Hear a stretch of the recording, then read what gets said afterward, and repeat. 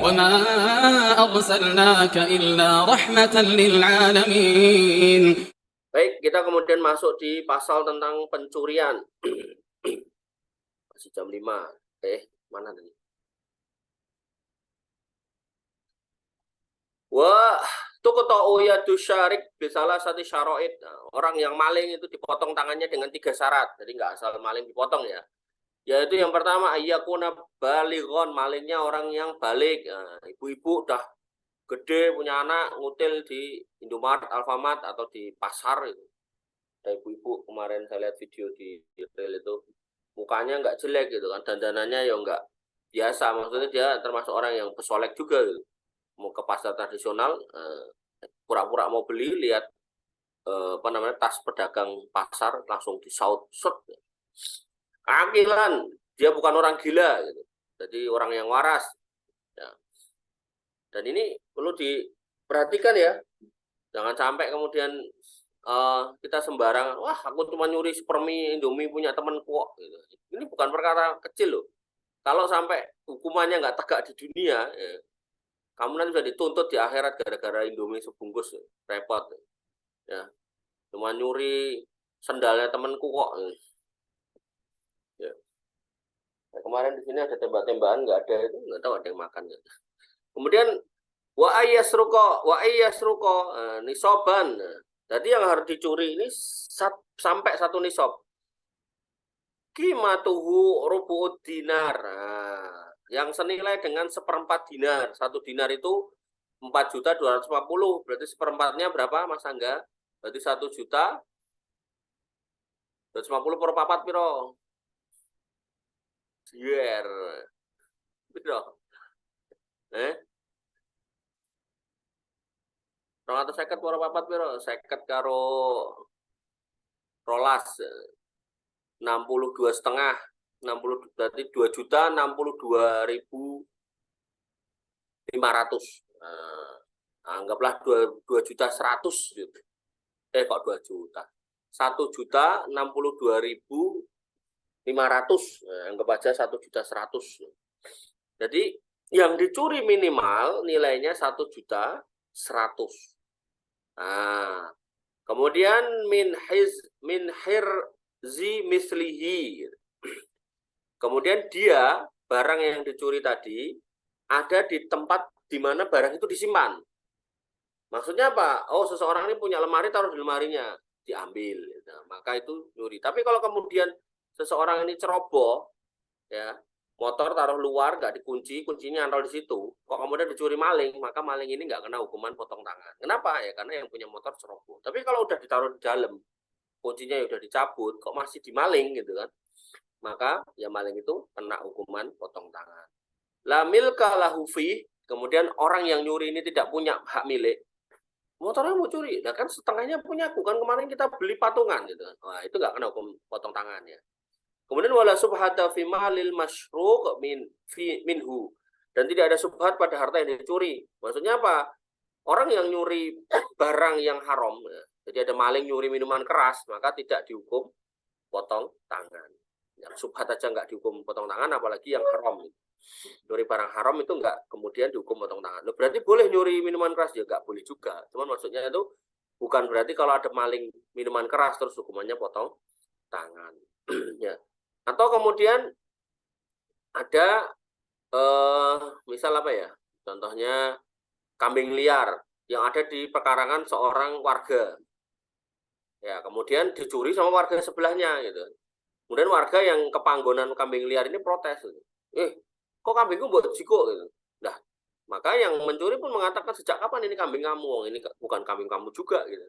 Maka ini termasuk barang subhat, ketika subhat gitu maka nggak ditegakkan hukum potong tangan. Intinya apa sih? Intinya kalau kita pengen memiliki sesuatu ya usaha sendirilah. Nggak usah dengan cara mengambil barang punya orang lain. Gitu kan. Dikatakan di dalam Al-Quran, ya ayyuhalladzina amanu, ya ayyuhalladzina amanu, kok saya jadi lupa ya.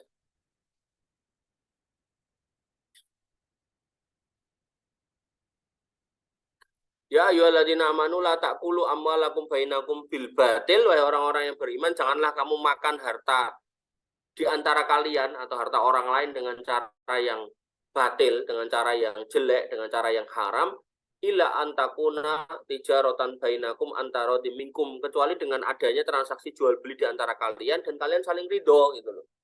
Jadi kalau kamu pengen memiliki barang orang lain, caranya nggak lain nggak bukan adalah belian gitu. Kamu pengen motornya temanmu tukunen, bayarono gitu, bayarin gitu.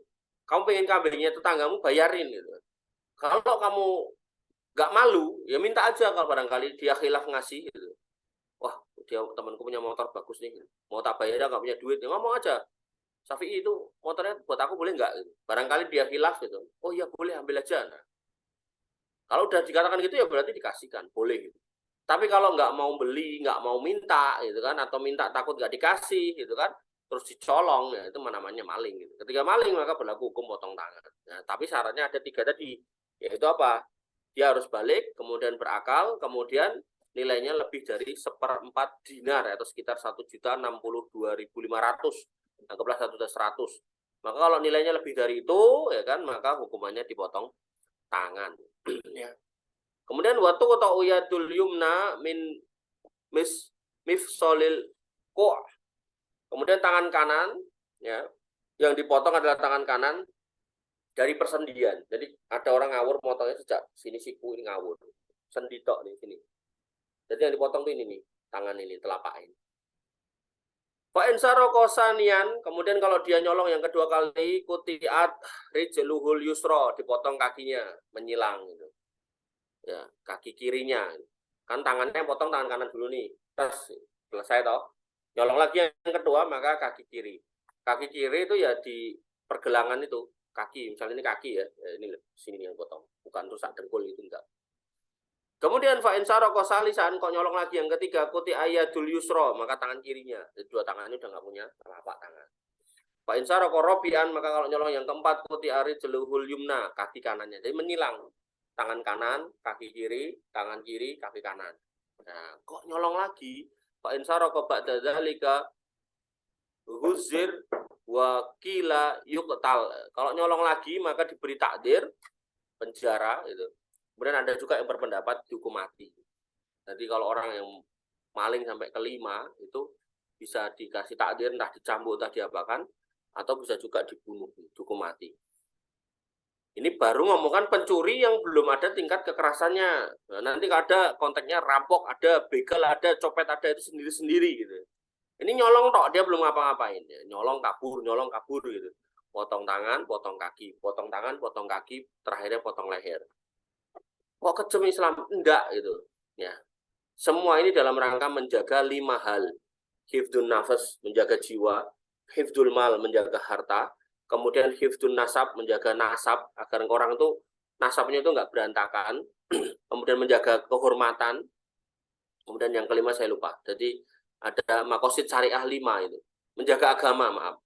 Hifduddin, kemudian hifdun nafas, menjaga agama, menjaga jiwa, menjaga harta, kemudian menjaga kehormatan, kemudian menjaga apa gimana? Dan terakhir gimana? Ya, pokoknya 5 ini gitu. Ya. Jadi 5 penjagaan ini yang kemudian ingin dijaga, jangan sampai orang itu merusak agama orang lain, ya, jangan sampai orang itu merusak jiwa orang lain, jangan sampai orang itu merusak harta orang lain, jangan sampai merusak kehormatan orang lain. Nah, maka kemudian dijagalah 5 hal ini. Maka kalau nggak pengen dihukum ya jangan merusak punya orang lain, gitu loh, ya. Maka jangan yang punya kebiasaan nyolong ya jangan nyolong. Maka berdasarkan syarat ini, ya kan, sebagian ulama berpendapat orang yang korupsi itu tidak dipotong tangan. Kenapa? Gitu kan? Karena dia menguasai harta itu. Jadi pencuri yang dipotong tangan itu yang tidak menguasai hartanya. Artinya hartanya di tempat orang lain dia ambil. Nah, kalau para pejabat yang korupsi itu dia ngambil barang harta yang ada di bawah kekuasaannya.